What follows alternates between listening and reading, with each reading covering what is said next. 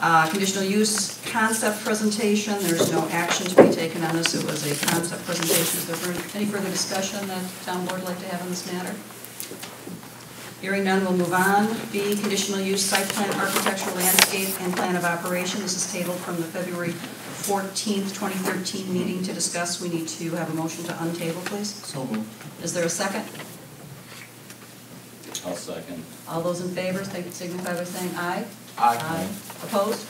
Fully carries. All right. There's a recommendation from the Plan Commission on the approval of this item. There's a number of provisions. Is there any change, or would the board like to take action on the recommendation? I'll make a motion to accept the recommendation of the Plan Commission with the conditions that they attach to it. Is there a second? Thank you. Second. Second. Mike, second. Is there discussion on this matter? All those in favor signify by saying aye. Aye. Opposed? All right. Passes fully. Next is the developers agreement and stormwater management agreement with Rolling Oaks.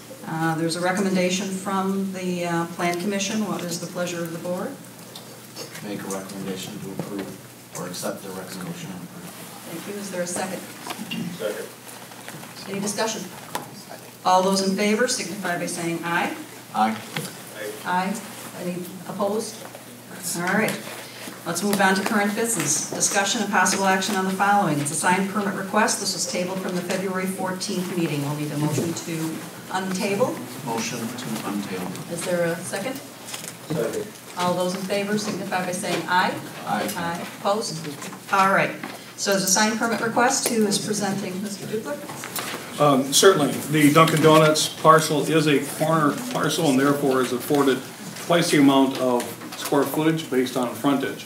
They are entitled to 400 square feet per frontage, and therefore they are entitled to 800 square feet for permanent signage on the building. Dunkin Donuts is only employing 138 square feet of that as an aggregate of all of their signage, which leaves a balance of 662 square feet to be used for the tenants yet to come. It's important to appreciate the fact that the architecture identifies the sign locations and rough size of those signs. When those tenants come back, of course, we will want them to be in conformance with that architectural elevation. They have plenty of signage to use. In regards to the monument sign, that monument sign exists at half the size that it could be. It is entitled to be 200 square feet. It exists with 99 square feet of sign panel.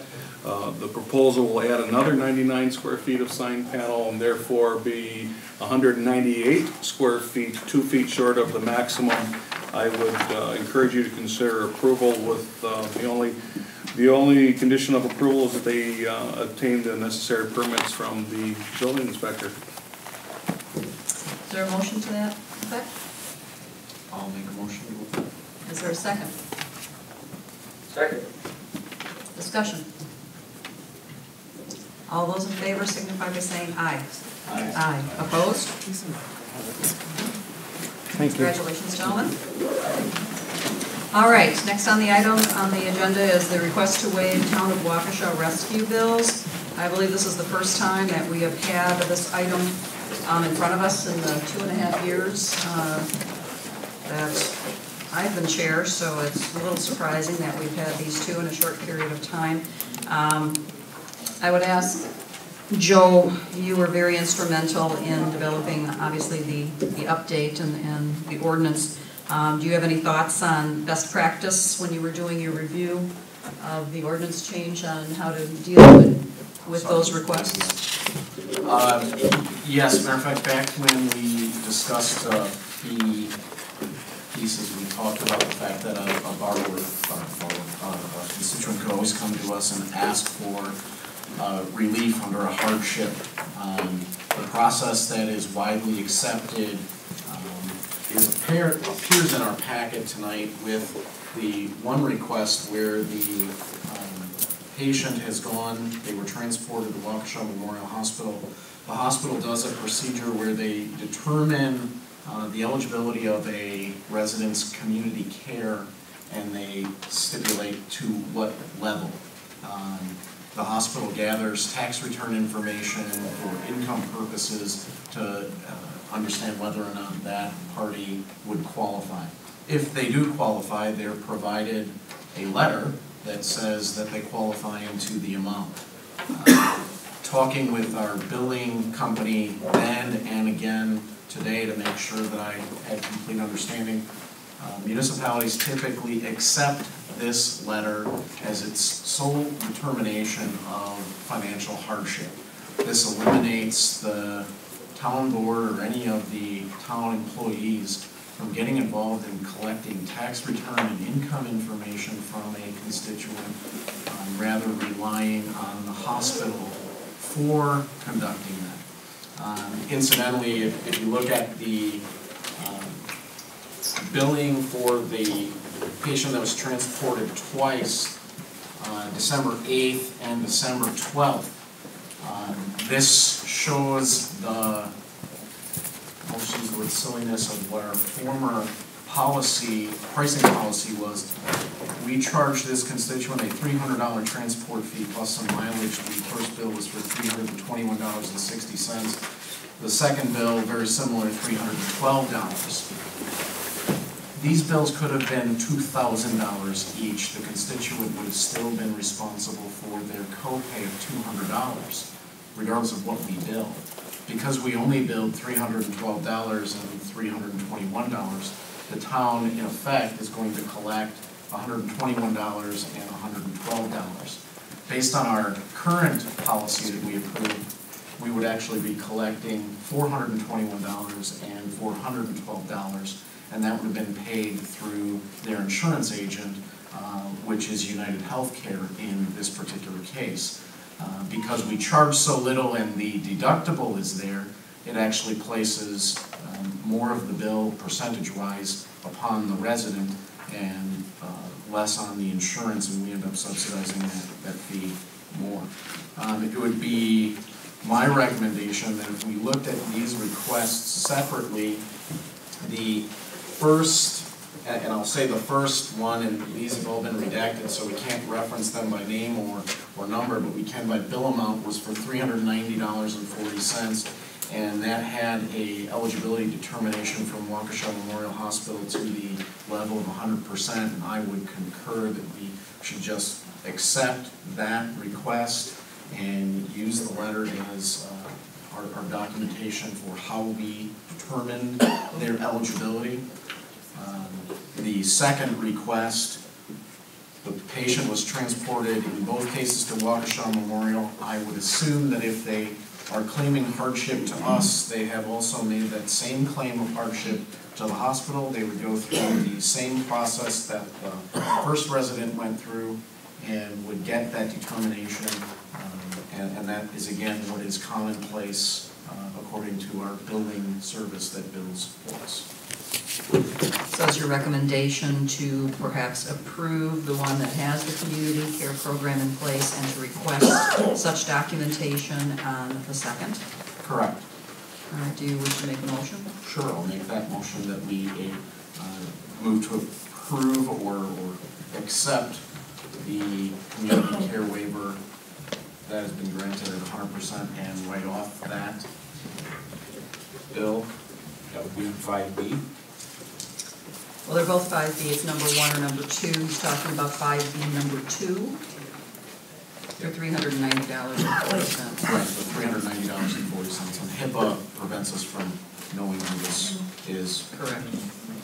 And do you want to take these separately? I think we'd have to. Okay. Yeah, sure. Is there a second to that motion? I'll second. Discussion? All those in favor signify by saying aye. Aye. Opposed? Passes fully.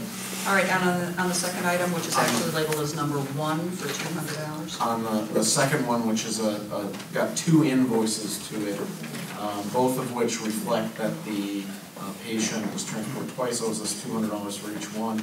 I would make a recommendation that we table that so that we don't take action on it today and allow the constituent to provide us that letter showing that they have that hardship from the hospital.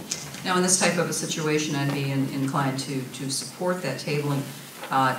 With your involvement with the billing company, would they communicate this Yes. for us? So the clerk's office is out of that loop, so the clerk's That's office correct. simply needs to say, billing office, we'd like you to follow up and get this documentation. And I had that conversation today with them. They are aware of the constituents of the bills. They know exactly who it is. So they would get in touch with them and tell them the process that they need to embark on. Terrific. All right, so there's a motion. Is there a second on the floor? There's a motion on the floor to table. Is there a second? I'll second. Is there a discussion? All those in favor signify by saying aye. Aye. Opposed? All right, we'll move on to the 2013 holiday schedule, which is before you. And we'd like to get this published and on the website and distributed for our constituents. Any questions or comments on the 2013 holiday schedule? I do have a comment, and it would be simply just looked at this, I know there's at least one, and there may be other discrepancy between this and what is in our town, I think it's referred to as our Town of Waukesha Employment Handbook. I had undertaken the responsibility along with Joe and Jamie to make some updates to that. I asked on the 10th of January to have an agenda item put on the agenda for Thursday, January 24th meeting entitled Revisions Updates to the Town of Waukesha Employment Handbook. My request for access to the agenda was denied, so we haven't been able to move forward with that. So that said, until we can resolve and reconcile that with this proposed holiday schedule, I move to table this matter until such time as we can reconcile the two. Is there a second to that motion? I'll second that motion. Discussion? I'm supportive of that, so let's take a vote. I think we'll do it by voice vote, or excuse me, by name vote, please, Jenny. Chairman Van Sack? Yes. Supervisor Bansky? No. Supervisor German? Yes. Supervisor Laska? No. Supervisor Fisher? Yes. All right, let's move on. We're on D.